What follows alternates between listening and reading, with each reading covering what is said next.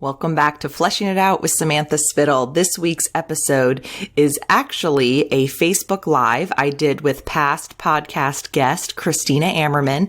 This was recorded back in April, and we actually did it to address kind of recognizing your fears. We talk a little bit about core wounds. And so with everything going on in the world, life, whatnot, we are almost to 1 year of podcasting. We thought this would just be a good week to use one of the pieces that we've been doing for the Facebook group. I think that it's information that is timely, but also timeless. And so much of the brokenness we see in the world, the pain we see, I'm definitely someone who searches for answers. You know, what can we do? What can I do? And I definitely think there are things that we can do. But I think that a big part of it is addressing, you know, what we have going on. And that's why a big part of what I talk about is seeing our stuff, sharing our stuff, and healing our stuff. And I think that, you know, for me personally, if I want to be an ally, I want to be a friend, I just want to be a good person, you know? It starts with kind of recognizing my own stuff. And so, as I said, I thought this was timely and timeless. And so join Christina Ammerman and I as we flesh out fears and core wounds.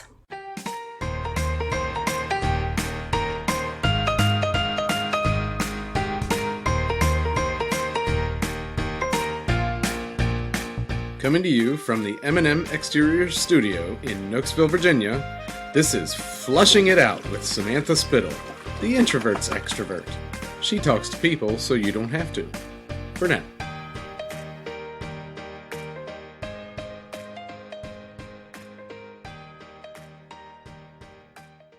Welcome, everybody, to our Facebook Live with past episode guest, Christina Ammerman. Welcome, Christina. Welcome. I mean, thank you. Thank you so much. Thank you. Welcome to your own broadcast. Thank you. Thank you. Such a surprise seeing you here.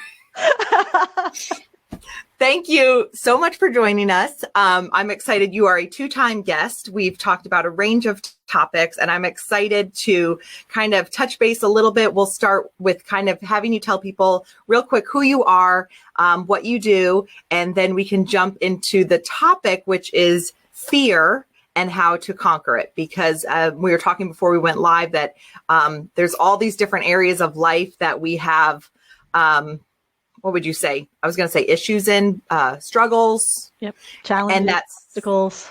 Yes, challenges, obstacles. And that at the core of it, you said something on your first podcast that there's core wounds, and it's from feeling unloved and unworthy. Those were right. I'm like looking at you like, right. And for me, that was life changing. And it's one of those things that when we did your podcast, it was like, interesting. Okay, I'll see. And then life happens. And we, I've talked before about that, what I do, and that you and I talked about like peeling back the onion layers. And I love peeling back the layers. And you take those outer onion layers and you just like blow through them, get to the core. And at the core is those wounds. And I'm like, you know what? Dang it. She's right. Everything I've dealt with. And I mean, I'm so serious, like the hardest months of my life that I've walked through. I honestly don't think I would have gone through them without that insight, because I feel like from the very beginning, I had a confidence that like, I know that this is bigger than this outer layer of the onion. I know that it's got some really deep stuff. So anyway, I digress, but I just think that your insight and knowledge needs to be shared and needs to be heard. And so I'm grateful for you. So as I said, introduce yourself, and then we're going to get into talking about fear and how to conquer it. So Christina. Yeah, introduce myself. What's left after everything you said? I am a master spiritual healer. So the healing work that I do really works, like I'm working with every level of your being. We can be healing physical stuff. I'm focused a lot on the emotional and the mental layers of our experience, which leads to a greater experience on our spiritual level. And, so with that metaphor of the layers of the onion, people who are self-aware tend to be self-aware of the outer layers of the onion. So the specific issues they're having in their relationships, their businesses, their physical health. And then there are folks like you that help people get okay with the fact that they're having those challenges and maybe look a couple layers deeper into, well, why is that? My work is focused on underneath all of those outer layers where everyone's having different experiences.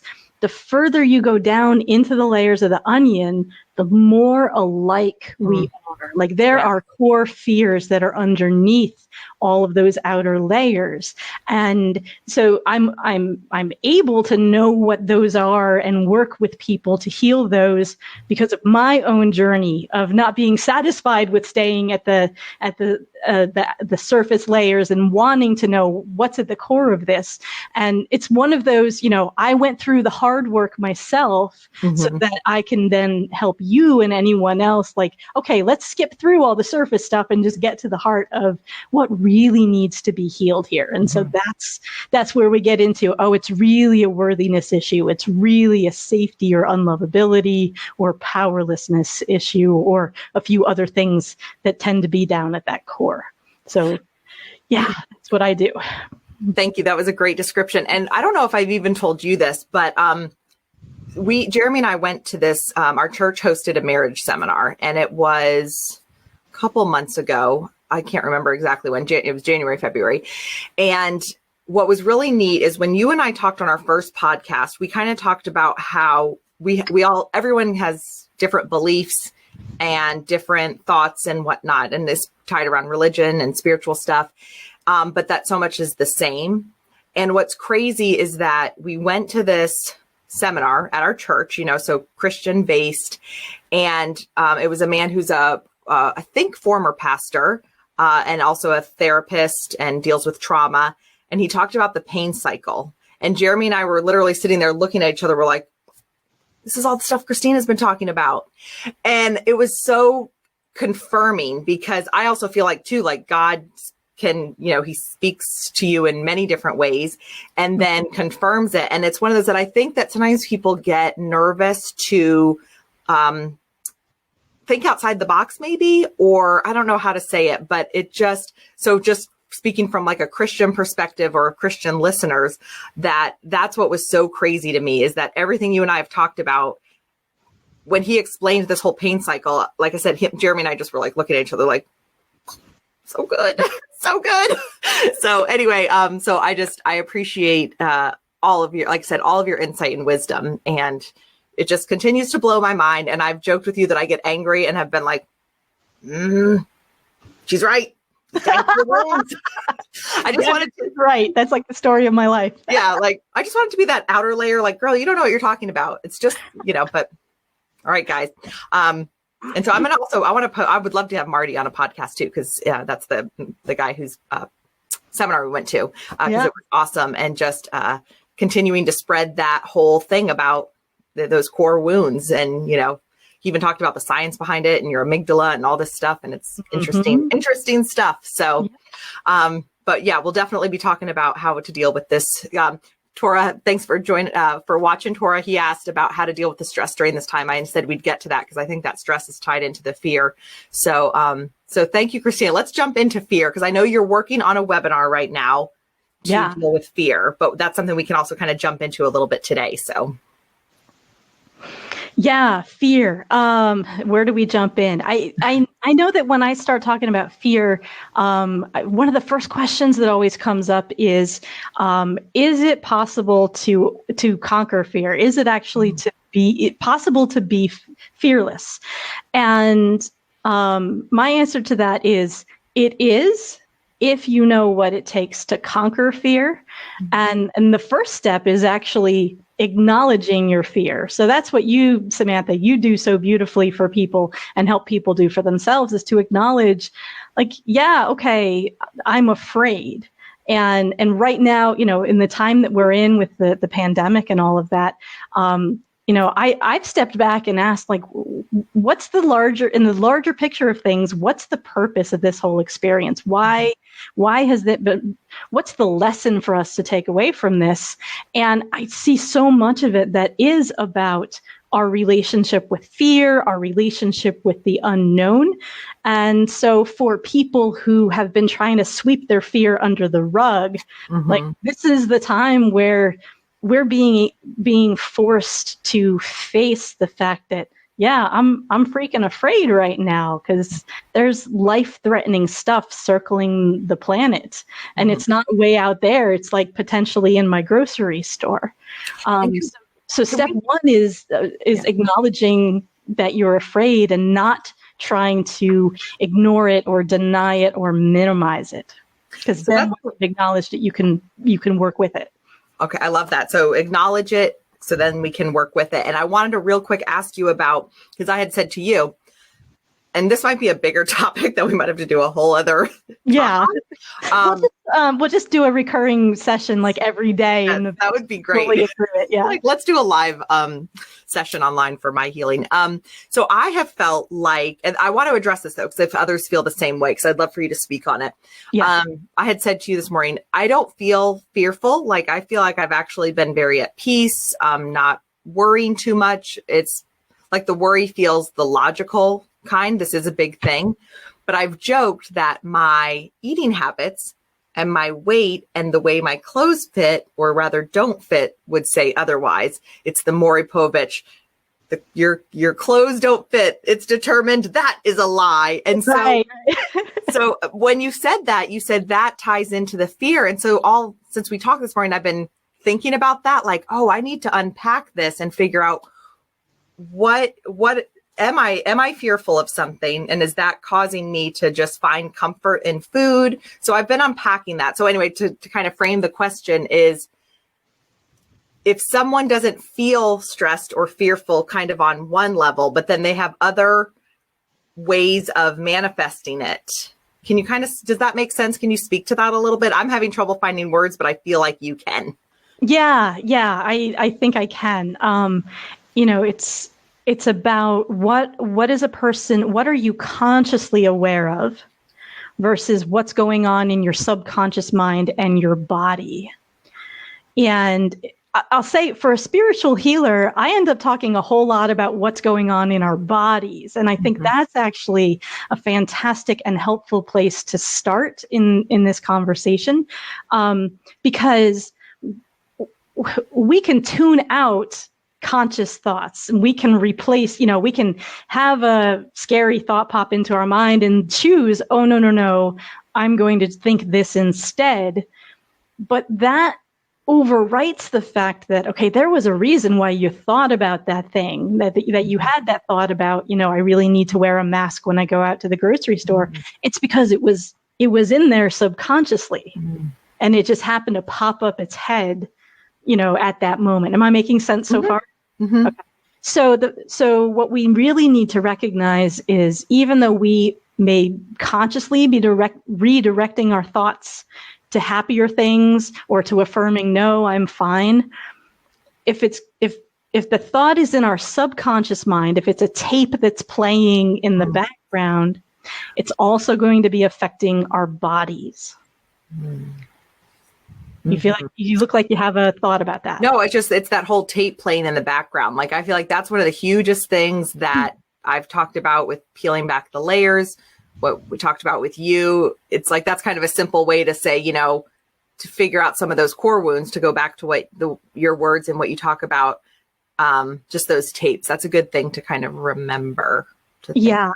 And this is where we get into the complexities too of, what are the tapes that could be playing in the background? Yeah. Because you could be genuinely not afraid of the virus. You could be, knowing that you're doing what you need to do to keep yourself safe, keep your family safe. You could know that everybody is fine, but maybe what that triggers is a different tape playing that says, how dare I feel fine when there are people in the world who are sick and dying because of this right now? Or, or am I being a Pollyanna, and is it okay to be a Pollyanna right now when there's this thing that going on that everybody says is really serious and deadly?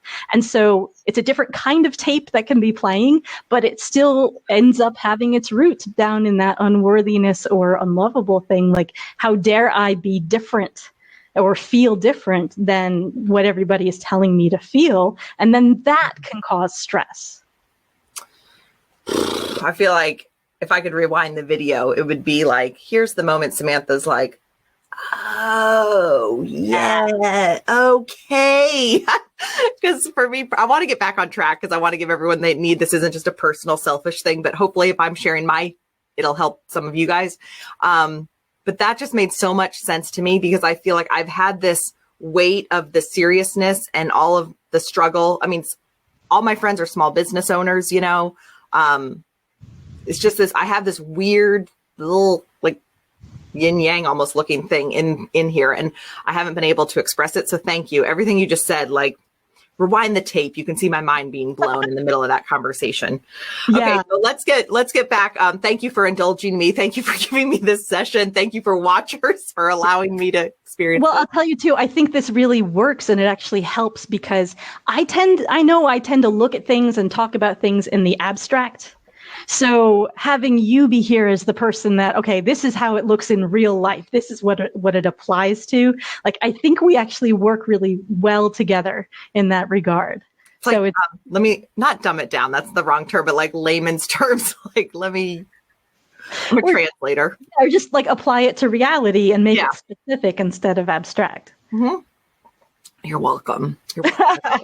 Okay. So thank you for that. That is actually like, I'm going to have to meditate, think on that, chew on that for a while later. Okay. So fear. So we talked about, we kind of digressed a little, which I appreciate, the fear, how to conquer it, because fear doesn't always, what you just said. And so if you're just tuning in right now, Christina was just talking about how our fear, it's all not necessarily a fear of like what's going on and we're freaking out right now. It could be kind of getting to deeper tapes of deeper feelings, different core wounds that always go back to worthiness, feeling unworthy, feeling unloved. And so some of these thoughts can trigger those thoughts, if that makes sense. But we're going to dive more into fear and how we can kind of conquer some of it. So whether it looks like fear of freaking out fear, the kind we kind of think about fear looking like, or it's more of that understated fear. I don't know if that's a real term, but hopefully y'all get my drift with that. So yeah, you could actually, clearer terms might be acute versus chronic. Just thank you. It can be acute would be if you're having a fear that's like in the moment, it's really intense, something like you're standing on the edge of a cliff. We're literally on the edge of a cliff right now, which would mean that you're probably not social distancing. But if you were, that would be an acute fear of right now there is a danger in front of me. And I know the moment I walk away from the cliff, it'll be gone. So it's instantaneous, but it's intense versus chronic fear, which those are the tapes playing in the back of your mind. Yeah. I love that. Thank you. That's why pair. Okay. So we have the two different types of fear. So if you're watching, they could look differently for everybody, or they will look differently for everybody. So how can we start overcoming that? Well, I would say step one is if there's something that's coming up that is an acute fear, like you are in an actual situation, do what it takes to make yourself safe. Like if you're in the grocery store feeling panicked because you're overwhelmed with, all of the potential exposure, leave the grocery store, go home, place an order on Instacart or call somebody and ask them to grocery shop for you. Like, resolve the situation if it can be resolved. Fighting fear doesn't mean denying the reality that you're facing. Yeah. That's good. Fighting fear doesn't mean denying the reality you're facing. That is a say that again moment, but I did it for you. Thank you. So assuming either you've taken care of that or that's not the case, for what most people are experiencing right now, I would think is more that chronic fear, like you're home safe, but you're grabbing the carbs, right? So you've just, Yes. Even I've grabbed a few carbs lately. It's been like potatoes and pasta, not cookies and candy, but they're creeping in. So, I feel like, and this has actually gotten clearer to me recently about what is the best way to handle fear. Step 2 is recognizing that it's a physical response, that we feel fear because something triggered our nervous system. And then our nervous system may be triggering hormonal responses and other things going on in our body. And it is nearly impossible to try and get your head on straight and reframe the fear if your body is sending up all these signals saying, red alert, got to do something. Mm-hmm. So step 2 would be helping to resolve the feelings of fear on a physical level. So that could be, I wouldn't even say meditation, because trying to meditate and clear your mind when you're in a fear response, it just ain't going to happen. But taking 5 deep breaths, just breathing in slowly and breathing out. Probably shouldn't blow into the microphone like that, but do that 5 times, and it's so simple. It has an amazing impact on your body. I like to describe it as it tells your body that everything is okay if we have nothing better to do right now than just sit here and breathe, right? If there was an emergency, I wouldn't be sitting here and taking deep breaths. But because we can do that must trick our brain kind of in it. Yeah. I like that. Another big thing that's going on in our bodies when we're feeling fear, especially this chronic fear state, is cortisol is up. And so cortisol is the hormone that triggers fight or flight response. And so it's this thing where the cortisol ends up perpetuating the fear and keeping you in that state, because its job, our bodies were designed back when saber-toothed tigers were a real threat. And so our bodies are still designed to put us into action, to either run toward the thing to defend ourselves or run away, fight or flight. By the way, I have to acknowledge, you just brought up a saber-toothed tiger, and I know that I'm not the only one who's now on a Tiger King side note. So everyone, let's bring it back. We're not talking about Tiger King. So true. No, I don't even have Netflix, so I'm probably the one person who hasn't seen it and wouldn't have made that connection. There's more. See, I'm kind of bringing it to the I'm connecting you guys. I know we're all thinking of it. You're all thinking it, but so sorry, go ahead. And that makes me wonder what that show is about and why everyone's so drawn to it right now. But I won't I will not lead the conversation down that path. No. Back. So I'm sorry. So yes, the cortisol pumping into our bodies, the fight or flight response. Yep. Yes. And one of the things that's actually going to make us do is crave carbs.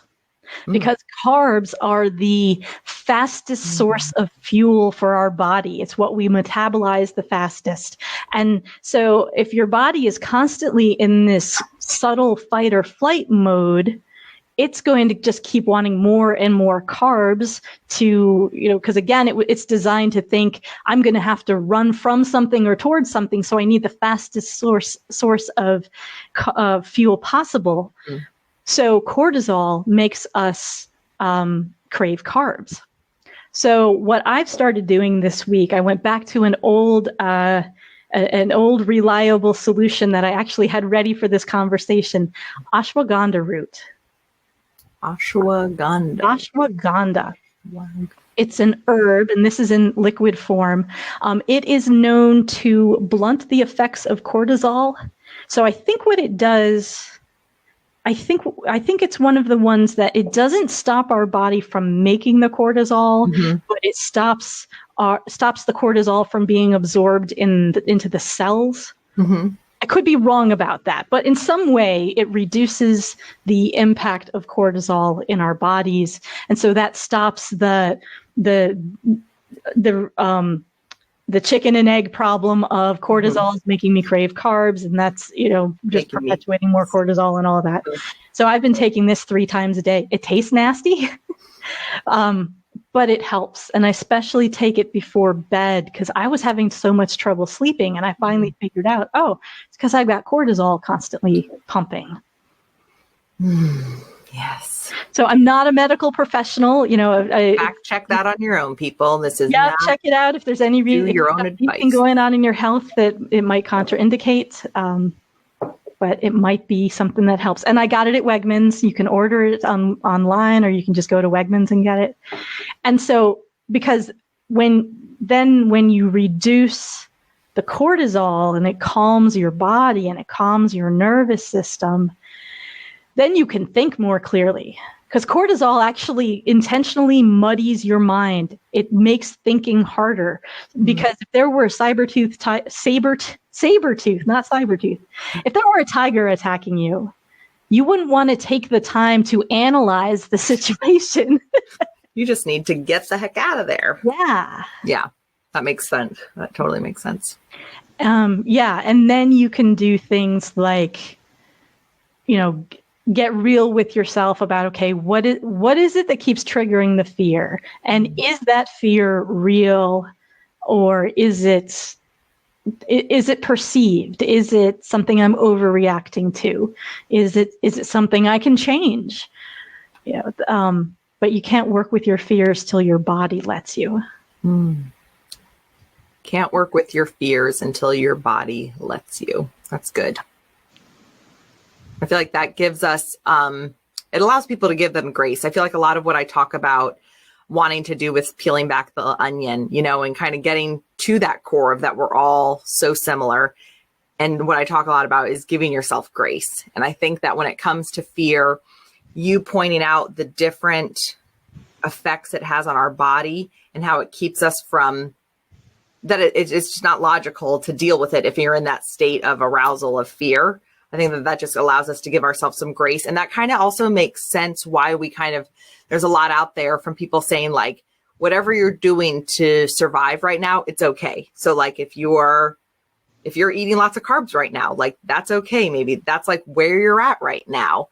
That kind of helps make a little bit of sense of that, that we're all in different places. And so, yeah, we shouldn't be reacting the way someone else is because we have a different trigger responses and kind of those, we're similar, but we're kind of experiencing it differently at different times. So, yeah. And something you said triggered for me the second point I wanted to make about there's a second reason why you might be craving a lot of carbs right now. Because even whether or not you're having a fear response, the other thing that the body's always looking for is joy. We have the receptors in our brain. They're called the opioid receptors, but they're actually, I want to petition to rename them the joy receptors, because what they're looking for are those happy brain chemicals that say, yay, life is good. Except right now, life isn't so good. It may be neutral for a lot of people, and we're finding those bright spots in this experience, but it's really hard right now to truly sustain a place of joy. And so our brains are looking for, I want those chemicals, so that part of the brain was labeled opioid receptors because one of the things that fulfills that is opiates, oxytocin and heroin. I'm sorry, Oxycontin. I think oxytocin is actually the natural chemical. Yeah, that's what we want to start making. Oxycontin is the drug that's become an epidemic. But sugar is the other chemical, because sugar is a chemical, that fulfills those opioid receptors. And so you might be craving carbs right now as a way of mimicking that feeling of joy in your body. I think you bugged my house when you were here. I think you have a microphone on and you're listening to my conversations. Could be. Just kidding. You're super insightful. That just blew. I feel like roll the tape, rewind it again. You can see my mind being blown. I just yesterday told Jeremy that I said, I feel very neutral. I don't feel bad, but I don't feel good. And I want to find more joy. And especially from my faith perspective, like joy is something different than happiness because you can have joy no matter what the circumstances. And so I've just been kind of working through some of that. And I just literally said yesterday, like, just want to feel more joy. Yeah. Oh, dang. That's good. So what can we do? So I think, acknowledging it. So just to kind of as we're starting to wrap up, to go back to the steps, acknowledging it, understanding that it's a physical response. So we need to calm our body so that we can deal with it. Mm-hmm. So we just brought up the why we might be craving carbs, which I think is so powerful. So what would be the next thing we should do? And with the craving carbs, allow yourself the grace again, and you'll get this because I get your sense of humor. Sometimes you have to say, hey, better carbs than heroin, right? Thank you. And there's, I could go down a whole path of why the soccer moms got hooked on Oxycontin because they wouldn't let themselves eat carbs. Yeah. And I don't mean that with any sensitivity to insensitivity to the opioid epidemic. Once you've gotten your physical body calmed and you've made peace with what it takes right now to take care of your physical body, which might include eating more carbs than usual, then it's about, okay, can you meditate? Can your mind be calm enough to meditate? Or look for the joy, look for the natural sources of joy. Is that in your Bible? Is that in, other spiritual teachings? Is it playing with your kids? I'm watching a lot of stand-up comedy these days. That I always love. Dry Bar Comedy is an app that you can download, I think, to all mobile devices. And it's all these different stand-up comedy videos. They're all clean. There's no F-bombs. There's no sexual references. It's good for everybody. And some of those guys are really funny. So it's, once you've hit neutral, then explore how you can get to joy. But don't expect to jump from fear straight to joy, because if you do it, it's probably going to be through some sort of denial that you're getting, that you're stumbling into. Yeah. And I keep thinking there's like a video clip of a woman on the news, and it's like, I think it's during the snowstorm, but they're like, what are you going to do? And she's like, bake bread and get fat and sassy, be all fat and sassy. And I've been thinking that like goes through my head when I'm giving myself some grace. Like maybe I just need to get a little fat and sassy right now to get through this, if that's my coping mechanism. Better than heroin. Maybe, if that's like the tagline, maybe that's what it is. I don't know. It's probably not the best, because I definitely, like you, do not want to be insensitive to, struggles, addiction. But food addiction is a real one too. But anyway, I digress too much. But yeah, it's finding that balance between giving yourself grace, letting yourself have some of that comfort, but then not totally going off the deep end with it too, and getting to a really bad place with that, comforting too much with food. So.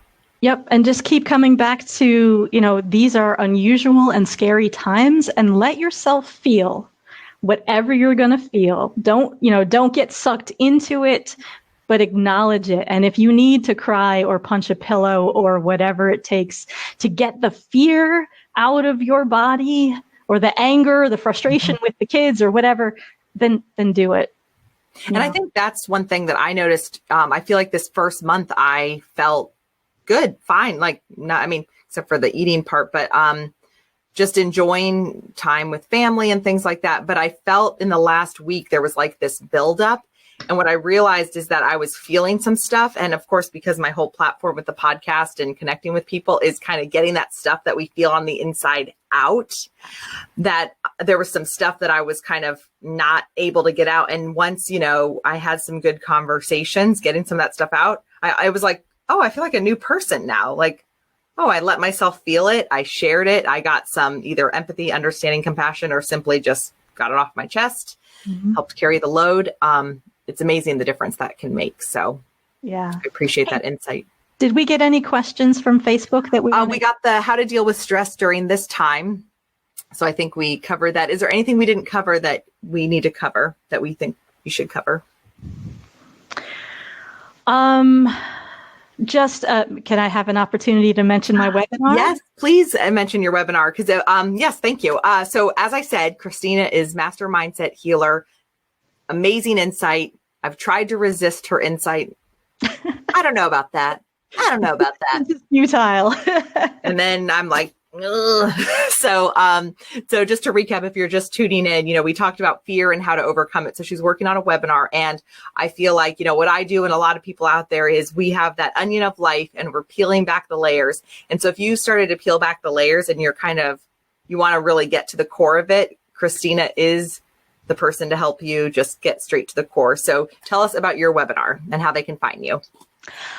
Yeah, and I tried to just paste it into the comments, but apparently I needed to be logged in for that. So you might be seeing a URL, and if you are and you have the ability to paste that, I will. I would love if you would do that. So this is something that I started working on before the whole coronavirus and quarantine stuff started.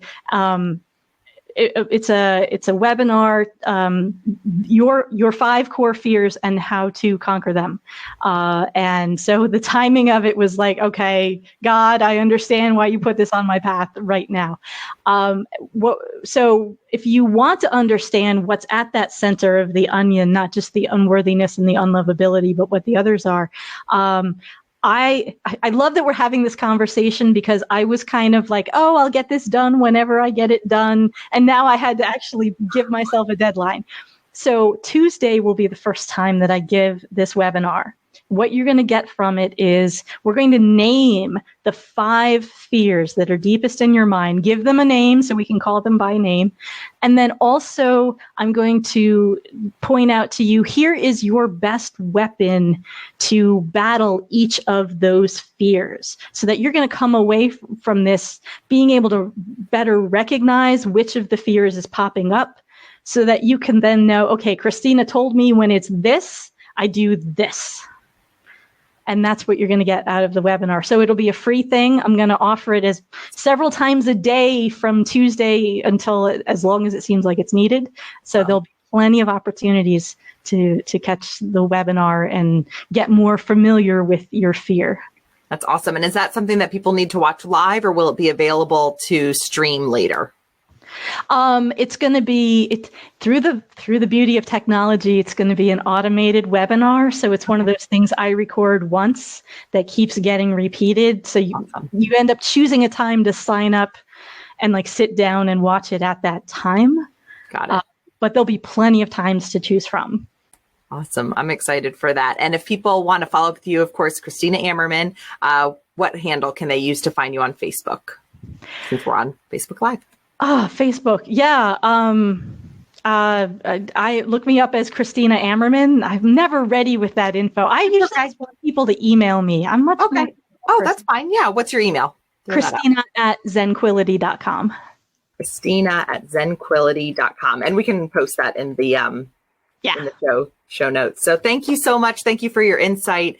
I appreciate you and helping guide me and others through this. And like I said, I just appreciate your work and really get into those core wounds, because as much as I love the onion layers, I think that we don't want to stop at just identifying those layers. We kind of really want to get to the core for the healing. And so I appreciate having you as a resource for myself and others. So it's always my pleasure. All right. Well, everyone have a great day. Stay safe. Stay sane. Bye-bye. Bye.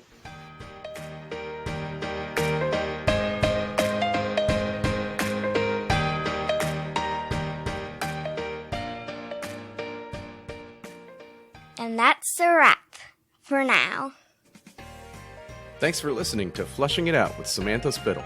Music provided by twinmusicom.org. Song titled Night at the Dance Hall. Sound editing by me, Jeremy Spittle. A special thanks to our studio sponsor, M&M Exteriors. Visit their website at mmexteriors.com for all of your roofing, siding, and gutter needs in the Northern Virginia area. Visit our website at flushingitout.com and be sure to subscribe. This has been a Spitfire production. That was the greatest thing I've ever heard.